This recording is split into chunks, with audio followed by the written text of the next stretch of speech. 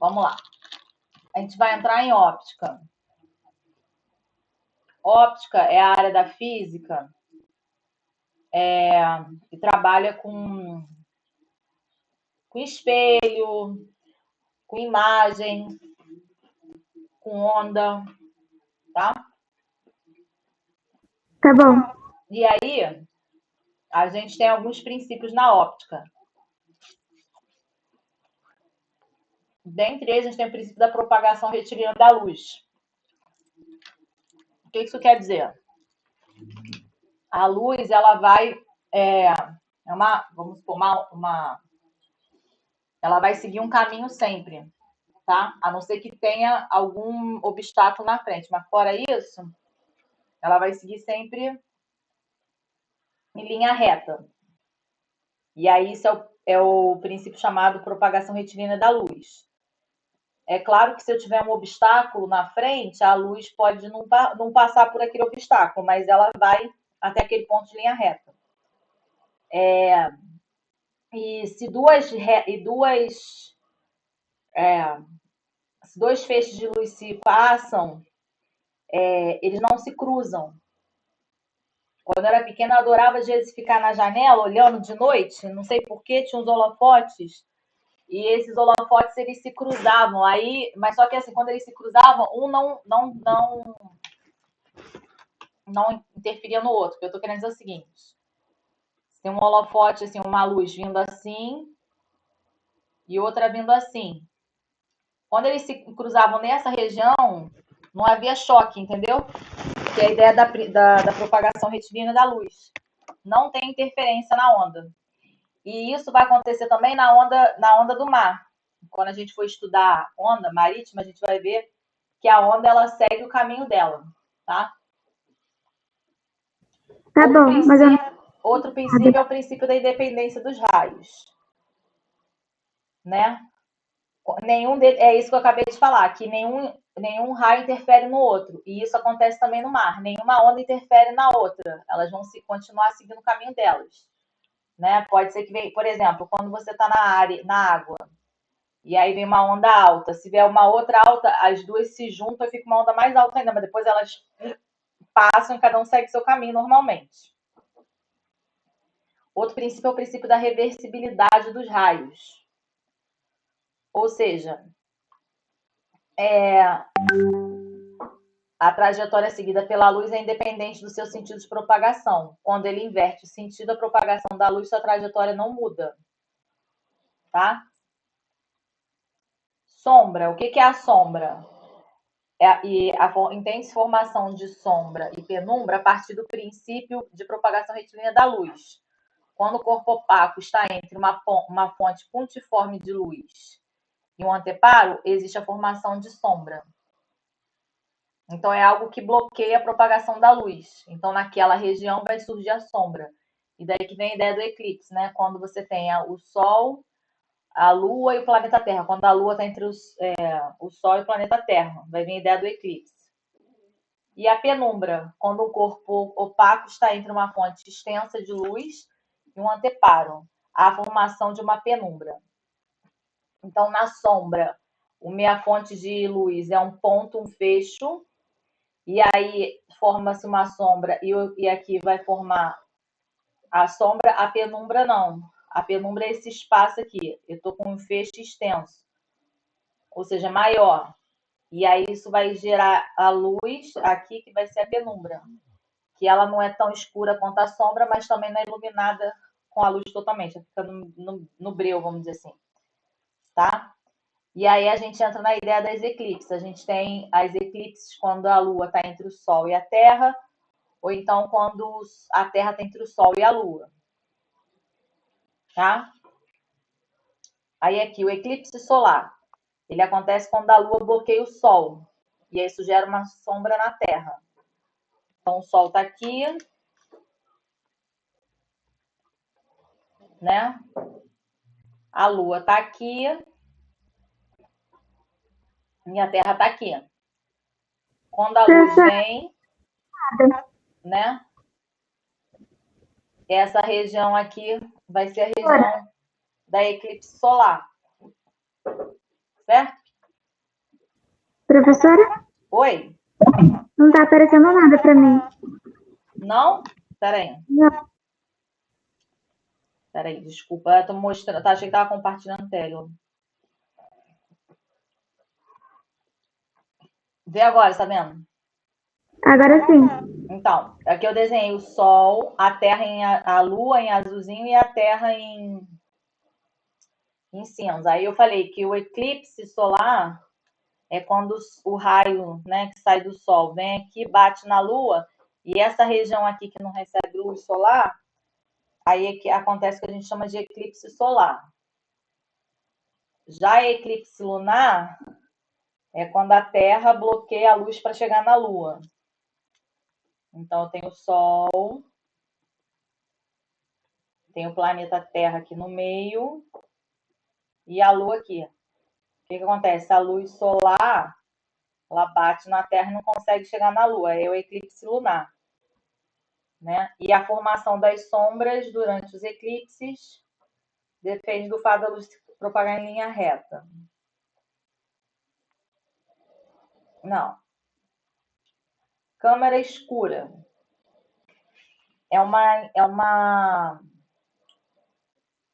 situação óptica, né? Que serve para a gente estudar fenômeno de imagem de fotografia, como que o retrato funciona, tá? E aí, o que tem envolvido aí? Independência dos raios e reversibilidade.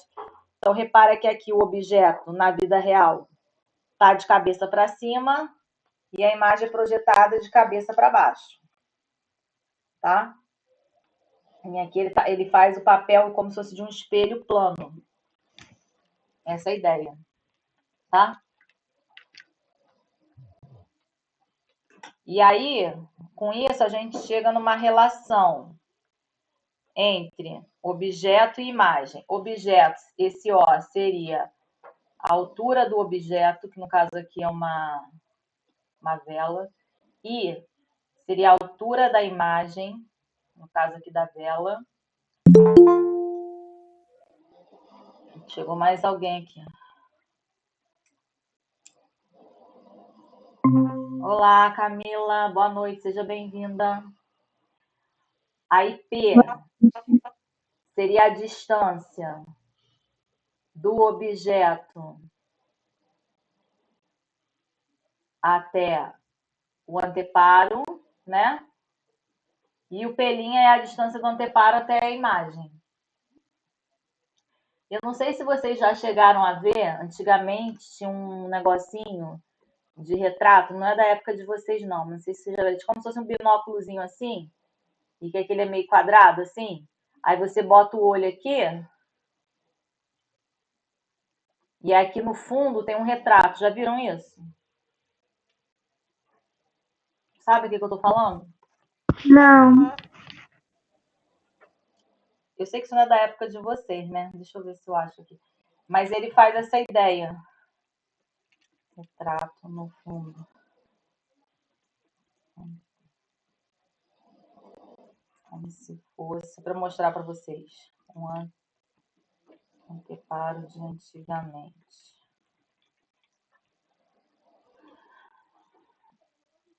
Fundo fotográfico. Era um.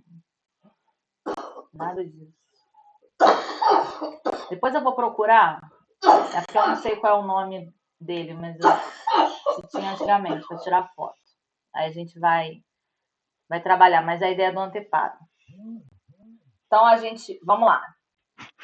Vou dar um tempinho para vocês lerem, para a gente fazer isso daí.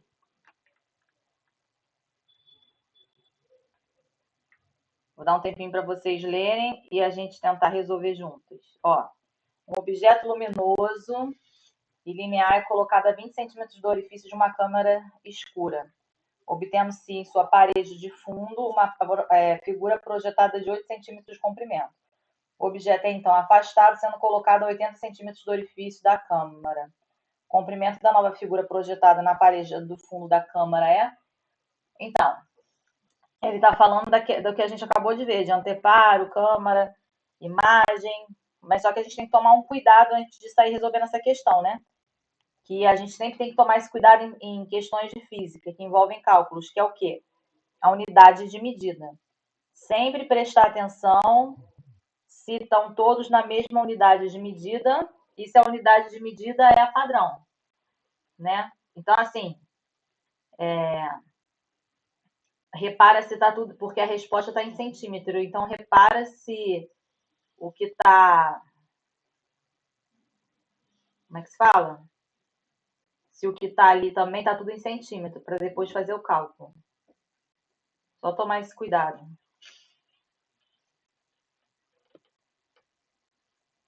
Vamos lá.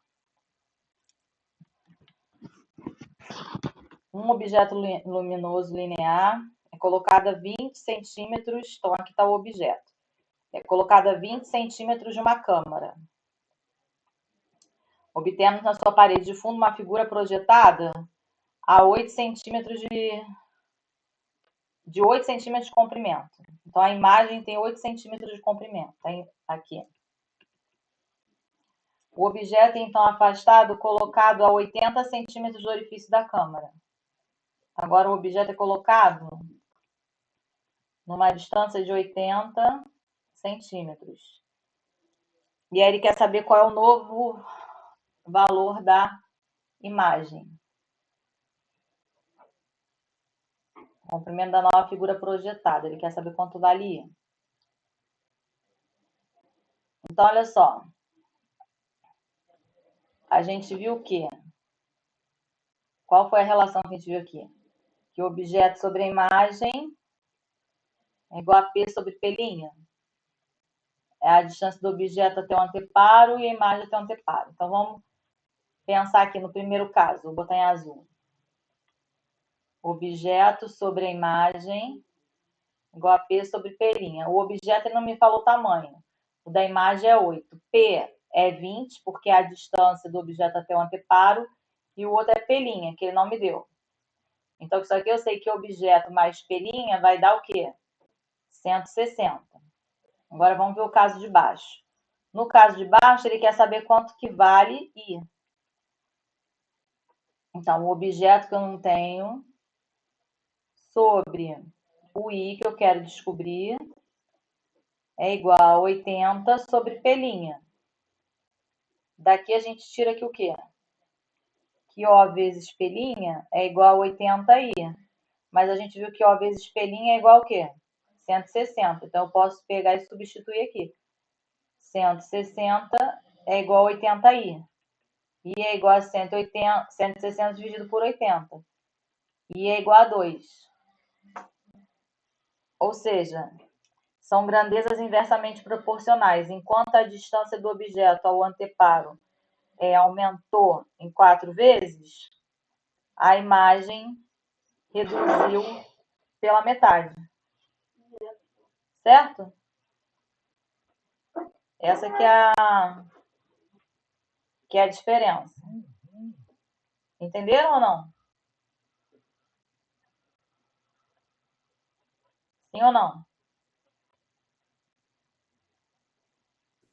Sim, eu entendi. Tá. Vamos ver o próximo.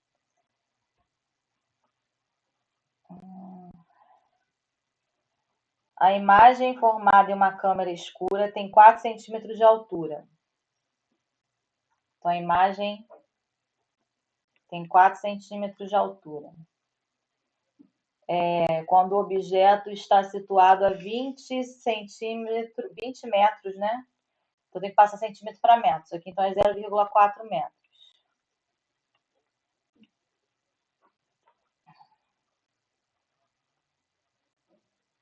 Quando o objeto está situado a 20 metros da parede com o orifício. Então, P' é 20 metros. Nessas condições, para que o tamanho da imagem se reduza para 1 metro, ele quer que a nova imagem seja 1 metro, 0,1. O objeto deve ser afastado em quanto? Vamos lá. O sobre I, que é 0,4, é igual a P sobre P', que é 20. Então, eu sei o quê? Que P vezes 2 vezes 0,4 é igual a 20 vezes O. Então, P é igual a 20 vezes O sobre 0,8. Aí ele pergunta, se for 0,1, qual vai ser o valor do P'? Não é isso? A gente viu o quê? Que quando um aumenta, o outro diminui. Então, se a imagem reduziu de 2 para 1, aqui, ó, nesse caso aqui, por exemplo, a distância aumentou em 4. Então, a imagem reduziu em 2.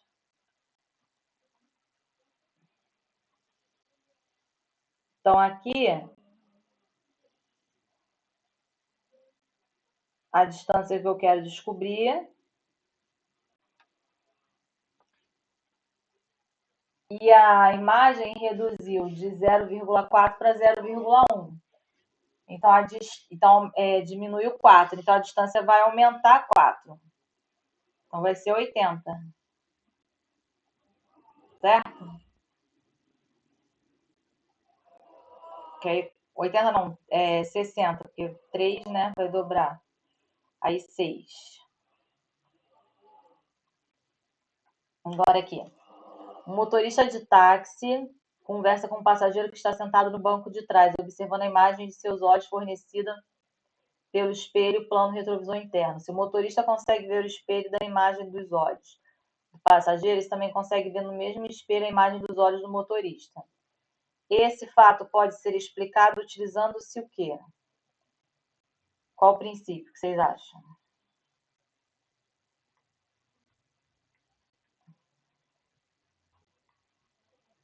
Que resolveria isso?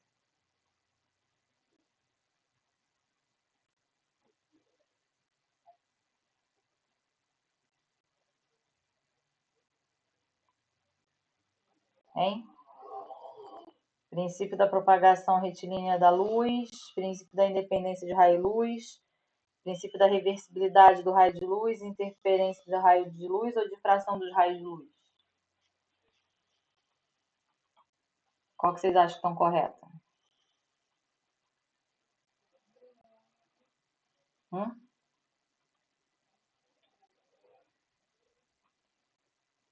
Letra C, né? Princípio da reversibilidade do raio de luz.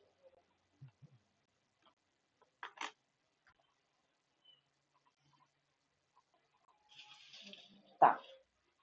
Aqui, referência.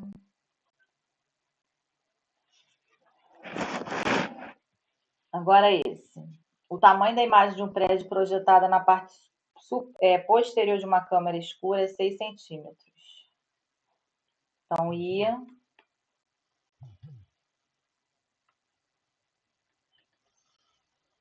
igual a 0,6. Após afastar a câmera mais de 50 metros do prédio, então a distância era P, agora é P' mais 50.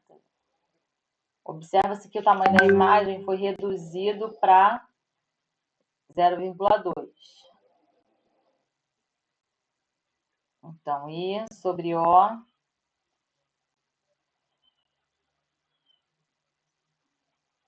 é igual a P' mais 50. P' mais 50 vai ser a mesma coisa que P mais 50. 0,6. Né?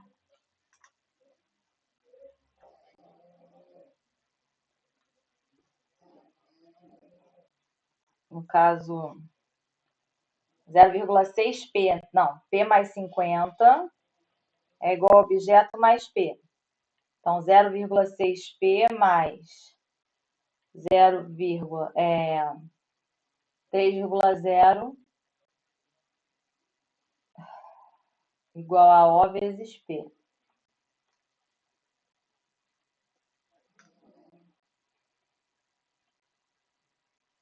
Então, 3 é igual a O vezes P menos 0,6P.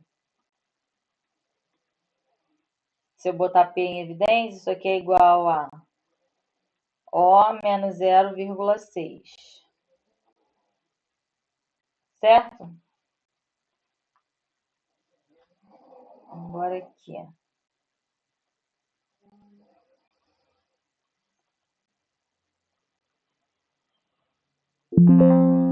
Isso aqui são ideias de como a gente pode trabalhar esse conteúdo em sala de aula, em grupos, né? Então, aí agora, a parte dos espelhos, o objetivo é ver o que é um espelho esférico, o que é um espelho côncavo, o que é um espelho convexo. Tá? E como é que funciona como é que funciona o esquema de imagem e objeto nele.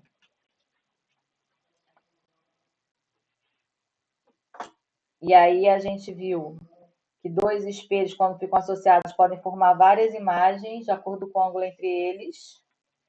A cor é a sensação que a luz causa ao atingir o olho humano, o branco é a presença de todas as cores e o preto é a ausência de todas as cores. O filtro de luz permite a passagem de apenas as cores atuais, cores iguais à sua própria.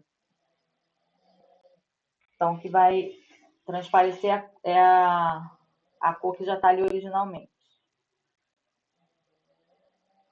E aí, quando eu falo de espelho esférico, eu tenho dois tipos de espelho: o espelho côncavo e o espelho convexo. O espelho côncavo, eu gosto da ideia daquele carro que é tipo um fusquinha pequeno antigo, em que você tem que enxergar, né, uma grande área com um pequeno espaço de espelho.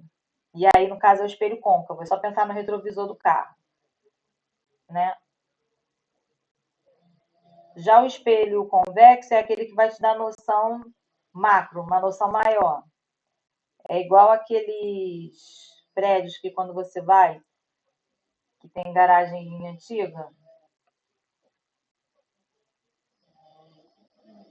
e aí provavelmente o espelho é convexo, tá? Uma outra maneira de ver espelho convexo é antigamente nas garagens de carro. Você olhava e tinha aquilo aumentado, né? Na própria colher, se você olhar uma versão, o seu rosto aumenta. Então, quando isso aumenta, é convexo. Quando ele fica numa região só, é côncavo, ok? E aí a gente fala de calota esférica. Então, a gente tem a superfície externa do espelho convexo e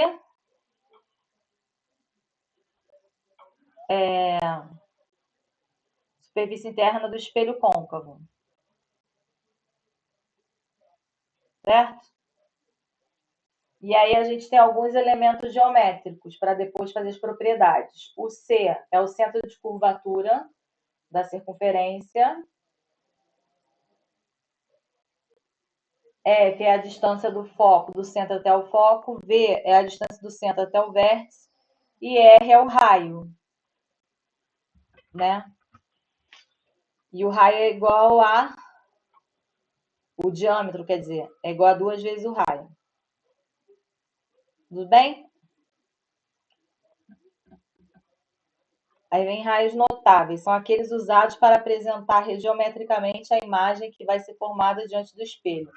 Então, a gente pode falar raio paralelo ao eixo principal, que reflete passando pelo foco, e o raio que incide no vértice e reflete com o mesmo ângulo. Então, eu estou querendo dizer o seguinte: a imagem entra paralela, sai pelo foco,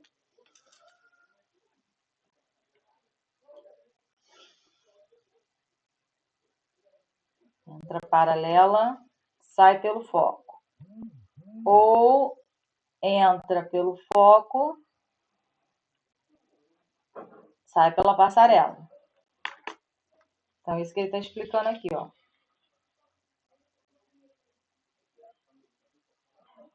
Em ambos os casos dá certo. Aí vem o espelho côncavo. Quais são as características do espelho côncavo? Ele é real, ele pode ser real ou virtual. Real é quando pelo menos dois raios se cruzam. Virtual é se o prolongamento não se cruzar. Direita, se a imagem é vista conforme posicionamento do objeto, ou invertida, se ela for vista como de cabeça para baixo em relação ao objeto. Foi?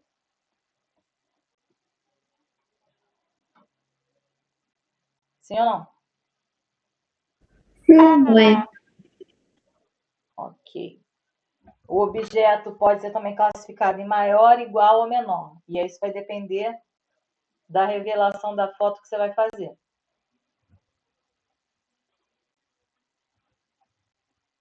E aí o espelho côncavo, se ele tiver antes do centro de curvatura, a imagem vai ser real, invertida e menor. Por quê? Ó, entra paralelo, sai pelo foco.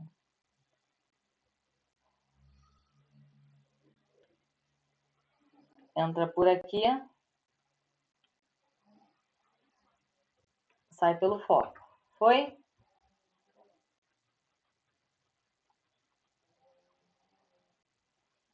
Ok. Espelho côncavo. O objeto é entre o centro de curvatura e o foco. Mesma ideia. Entra paralelo. Sai pelo foco. Entra pelo vértice, sai pelo vértice, com o mesmo ângulo. Então, vai faltar aqui, né? Entra pelo foco, sai pelo vértice. Espelho côncavo, objeto sobre o foco. Então, agora a imagem está em cima do foco. Entra paralelo, sai pelo foco.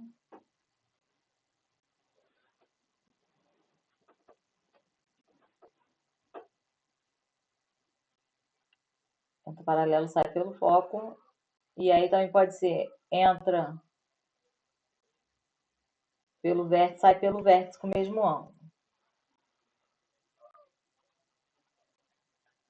Aí a gente tem a distância quando o objeto está entre o foco e o espelho. Aí, nesse caso, a imagem é virtual, direita e maior. Por quê? Porque agora eu estou mais perto, ó. Entra pelo foco.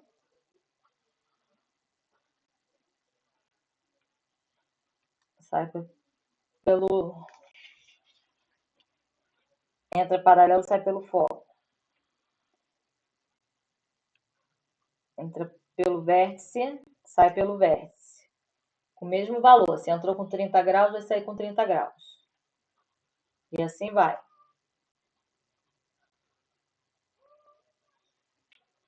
Aí a gente vai falar de características, né?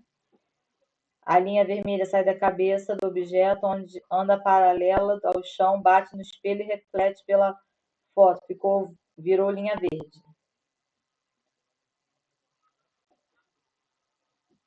Linha azul. Sai pela cabeça do objeto, bate no vértice e reflete com ângulo igual. E aí, o ponto de encontro entre eles é que vai formar a imagem.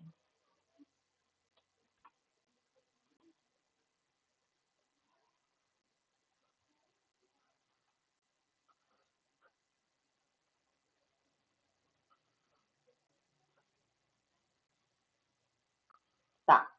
No cotidiano, em quais situações úteis à nossa vida podemos encontrar a aplicação de espelho esférico? Fala para mim.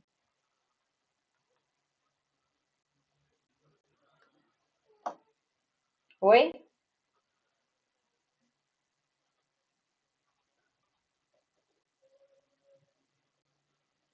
Hein, meninos?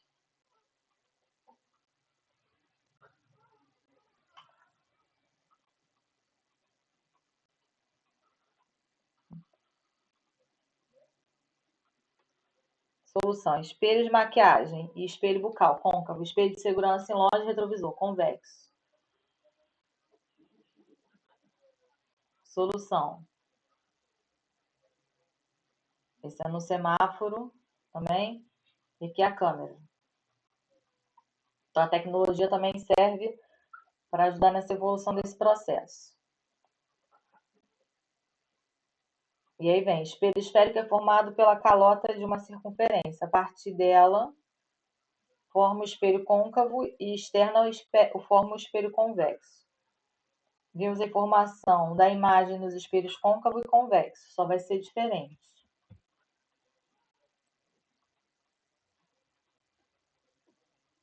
E aí, o que é luz? Quem pode ler, Amanda ou Camila? Escolhe uma para ler.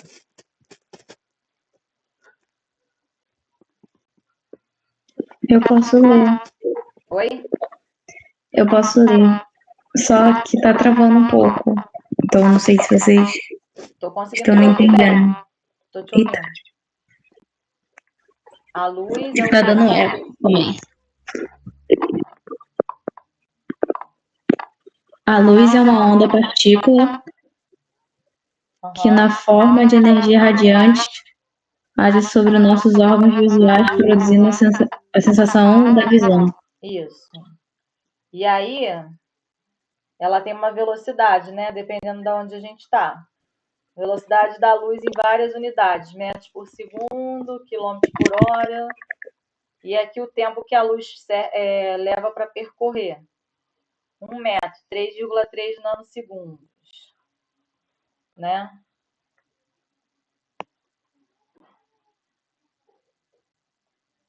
E aí depois de uma órbita geoestacionária até a terça, 0,12 segundos. Perímetro da Terra, 0,13 segundos. Da Terra à Lua, 1,3 segundos. Do Sol à Terra, 8,3 minutos. Da estrela à Terra, 4,4 anos. Atravessando a Via Láctea, 100 mil anos. Da Andrômeda até a Terra, 2 milhões e 500 mil anos. Tá?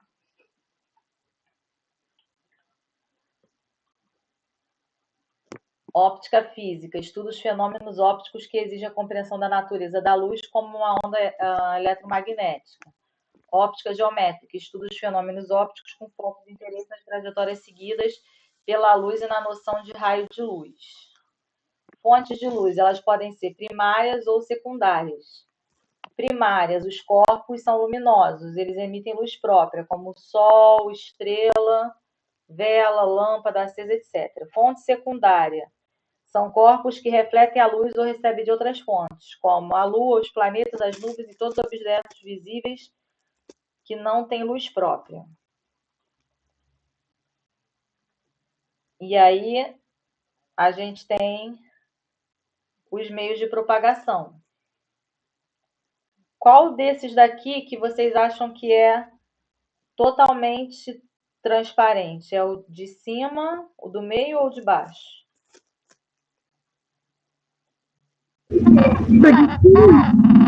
O de cima, né? Porque o do meio tem uma divisão, ele passa, mas existe um desvio da luz. E depois no outro, ele nem passa, né? Totalmente bloqueia. E aí o raio de feixe de luz pode ser paralelo, como aqui nesse caso, convergente, quando todo mundo vai para o mesmo ponto, ou divergente, como cada um vai para um lado. E aí, princípio da reversibilidade, dependência dos raios e propagação retilínea. Lembrando, reversibilidade, ele vai continuar seguindo o mesmo sentido e direção, independência dos raios, eles podem se cruzar, mas não vão ter seu caminho alterado. E retilínea porque é linha reta. Sombra e penumbra. Na sombra é o eclipse o quê? Lunar ou solar? Aqui eu tenho um ponto de fonte de luz que se propaga e não pega essa região de sombra. Já aqui eu tenho um corpo extenso que passa e tem um pedacinho que pega luz, né? O eclipse pode ser a Lua entre o Sol e a Terra, ou pode ser a Terra entre o Sol e a Lua.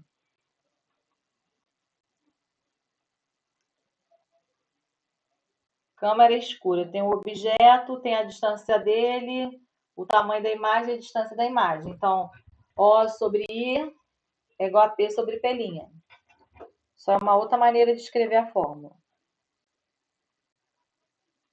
Então, aqui, se quiser botar, mesma coisa aqui. O sobre I é igual a P sobre P'. E aí a gente entra numa coisa chamada reflexão e refração. Qual a diferença? Reflexão, a luz bate e volta. Então, bate e rebate com o mesmo ângulo. Já a refração é quando existe um desvio da luz. Né? Sempre do exemplo da piscina. Você está lá sentada na piscina, bota o seu pé. Quando você olha para o seu pé, ele não está a mesma coisa de que se estivesse fora d'água. Isso aí é chamado de refração. E aí a gente tem as cores que a gente consegue enxergar, do vermelho até o violeta.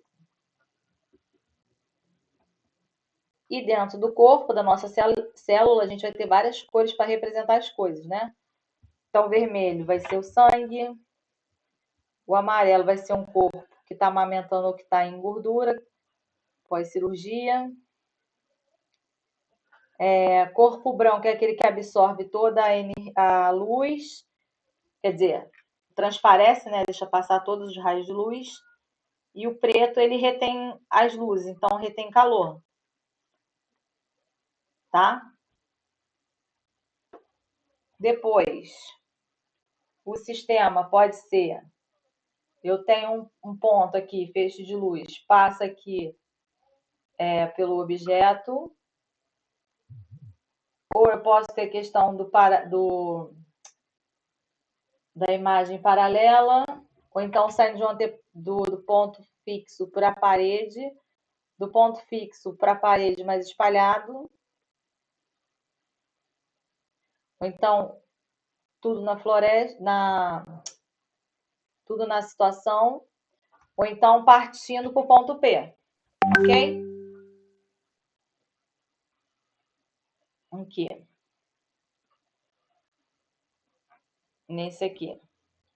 Sistemas ópticos, estigmáticos, aplanéticos. Ele mostra. É uma brincadeirinha, né? Aí ele fala, por que o céu é azul?